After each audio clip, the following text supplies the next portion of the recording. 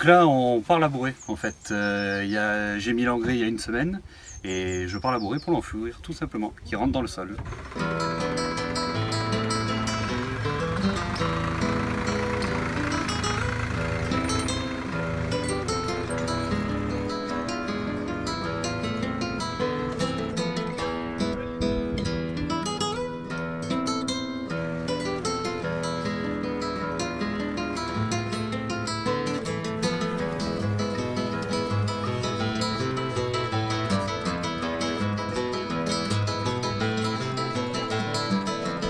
En fait ça c'est un cadre avec des griffes dessus et en fait ce qu'on appelle des griffes en queue d'hirondelle.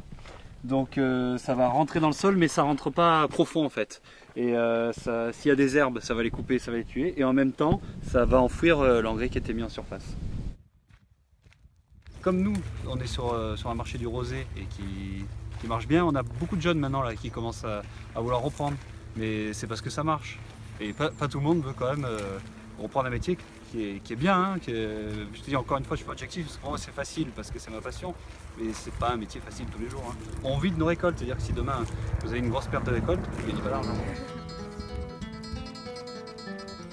Ici c'est une propriété qui fait 70 hectares, qui appartient à ma famille depuis les années 1800, et pour moi c'est une vraie fierté de pouvoir entretenir ça.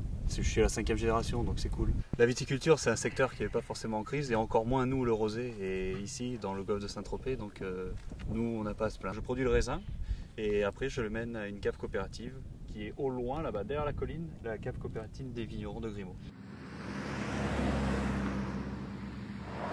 Donc là on va au caveau de vente, c'est là où sont vendus les vins issus de ma petite production, donc il y aura un petit peu de raisin dans la cuvée qu'on va déguster.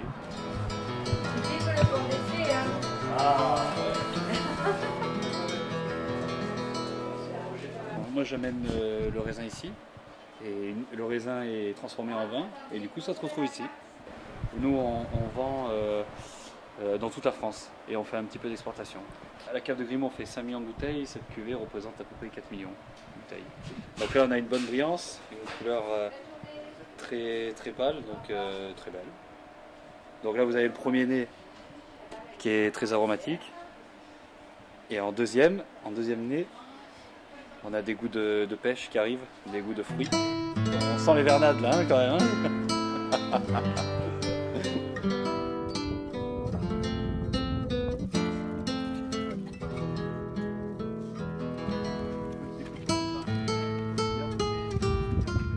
Il y a du 14 juillet et si tu vois là-bas il y a tu vois Saint-Tropez là-bas et il y a Saint-Tropez qui tire des feux d'artifice au 14 juillet et ma fille croit que c'est moi qui les fais tirer pour elle tous les 14 juillet, donc c'est ici qu'on aime bien se retrouver.